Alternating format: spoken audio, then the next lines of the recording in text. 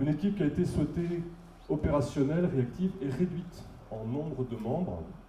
Mais la contrepartie de cette équipe réduite, c'est dès lors que ce n'est pas une structure dédiée et qu'elle, on va dire, prend ses ancrages dans sa structure de rattachement, c'est qu'elle a une large délégation pour piloter les thématiques opérationnelles ou sociales, etc., qu'elle existe depuis la phase d'élaboration du projet en rue et qu'elle a donc pu assurer la charnière entre le montage du projet, la validation en rue et la mise en œuvre à suivre des opérations.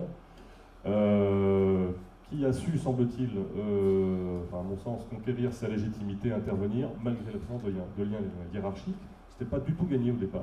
Hein. Il y avait justement cette dualité qui pilote, est-ce que c'est l'urbain, est-ce que c'est la politique de la ville? Bon, je pense que les uns et les autres ont su prendre leur place dans ce système-là.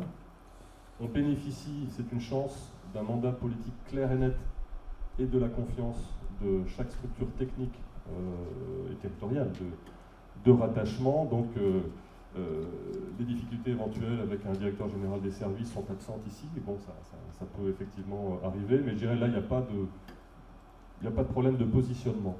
Là. Les actions sont liées à un objet, ça n'empiète pas sur, il n'y a pas de problème d'ego, c'est un projet parmi d'autres dans l'Aglo-de-Brest.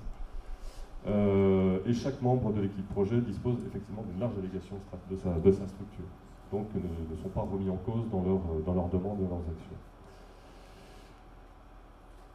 Le quotidien, c'est, on va dire, 80% de relationnel, 10% ou 15% de chance et 5% de compétences pures à peu près, voire moins. La transversalité et le relationnel, en tout cas à Brest, c'est la base. C'est la base de tout, c'est le gros enseignement, c'est que s'il n'y a pas de relation de confiance, voire une convivialité réelle, voire une proximité entre les gens, ça se passe sans doute moins bien, moins facilement. Je n'ai pas l'expérience d'autres projets. Mais bon, il se trouve que ça s'est goupillé comme ça, et que ça n'a pas été démenti jusqu'à présent.